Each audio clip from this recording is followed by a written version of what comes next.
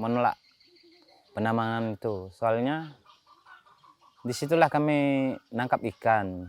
Kerja seorang nelayan kan, nelayan disitulah mata pencarian di laut. Kalau nggak bisa melaut ke darat, nggak mungkin mau merampok, kan gitu.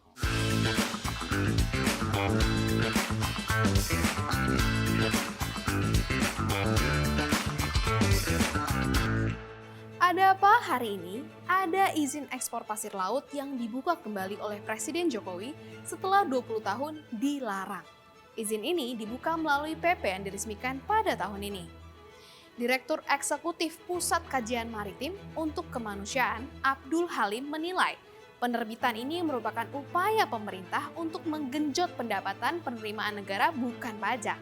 Di luar itu, pemerintah memang sengaja membuka keran investasi termasuk di sektor tambang pasir laut karena momentum pemilihan umum atau pemilu 2024 sudah semakin dekat. Hal itu untuk memudahkan para politisi mendapatkan dana politik. Oleh sebab itu, kedua pihak, pengusaha dan politisi diuntungkan dengan hadirnya peraturan pemerintah tersebut. Pengusaha diuntungkan karena dapat izin ekspor pasir laut. Politikus diuntungkan karena mendapat setoran untuk biaya politik. Lalu, sebesar apa dampak ekonomi dan apakah benar ada keuntungan politik dari dibukanya keran ekspor ini?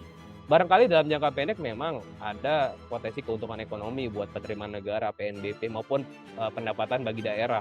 Tetapi yang perlu kita perhatikan adalah sejauh mana nantinya dampak lingkungan itu akan berakibat terhadap kerugian ekonomi dan sosial kepada masyarakat, dan kemudian biaya yang nantinya harus dikeluarkan oleh pemerintah untuk melakukan perbaikan. Misalnya terjadi penggalian pasir laut yang sangat eksesif, kemudian mengakibatkan terjadinya abrasi, ya nanti dampaknya jauh lebih besar. Nah, biaya yang dikeluarkan, cost-nya itu apakah akan jauh lebih besar daripada penerimaan yang diperoleh negara dalam jangka pendek? Ya, tentu yang kita khawatirkan ya kebijakan ini akhirnya menjadi sekedar cara instan untuk mendapatkan biaya logistik untuk kepentingan politik jangka pendek.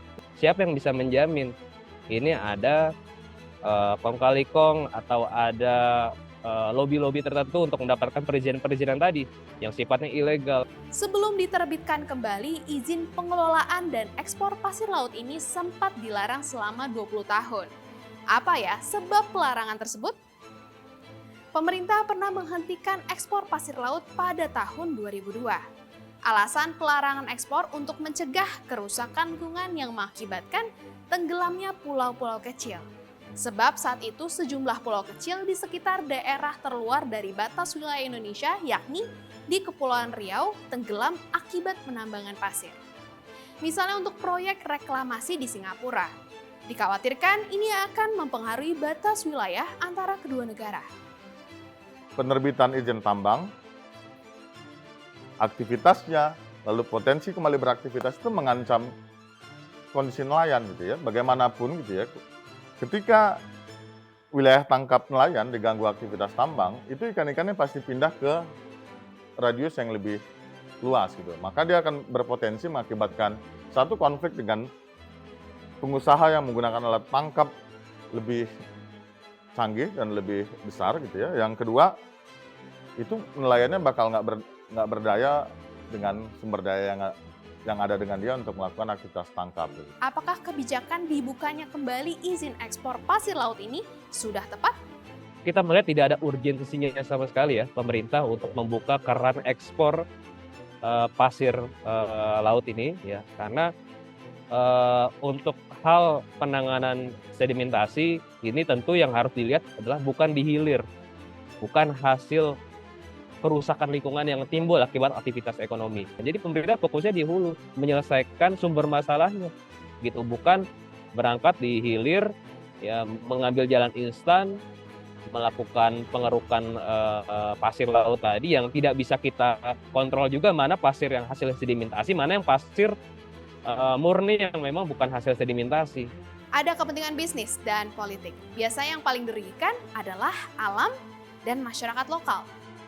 Setelah adanya penambangan pasir, itu hasil tangkap kita langsung turun drastis, Pak.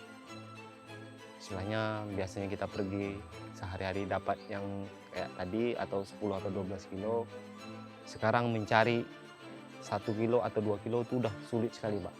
Bagaimana pemerintah memastikan proses ekspor berjalan sesuai aturan? Bagaimana nanti mekanisme bargaining kita untuk menjual harga pasir dengan harga yang memang proporsional gitu. Kita juga harus punya harga patokan terhadap pasir ini. Ya jangan karena menganggap ini pasirnya ada hasil sedimentasi, limbah, kemudian kita menganggap itu tidak bernilai atau nilainya kecil. Tetapi bagi negara lain yang membutuhkan itu sumber daya yang sangat mahal gitu. Dan juga dalam konteks geopolitik, pemerintah juga perlu cermat adanya resiko ketika pemanfaatan pasir ini digunakan untuk memperluas wilayah daratan atau pulau-pulau yang selama ini menjadi sengketa, khususnya di wilayah ASEAN, di wilayah Asia. Nah, jangan sampai nanti pasir ini dimanfaatkan untuk memperluas pulau-pulau tadi yang dianggap sebagian negara-negara lain ini adalah wilayah sengketa. Nah, kita jangan sampai terlibat dalam pusaran geopolitik tersebut. Jadi, bagaimana menurut kalian? Apakah aturan ekspor pasir laut yang dilarang selama 20 tahun itu pantas untuk diberlakukan kembali? Taruh pendapatmu di kolom komentar di bawah dan jangan lupa saksikan Ada Apa Hari Ini hanya di YouTube Tempo.co.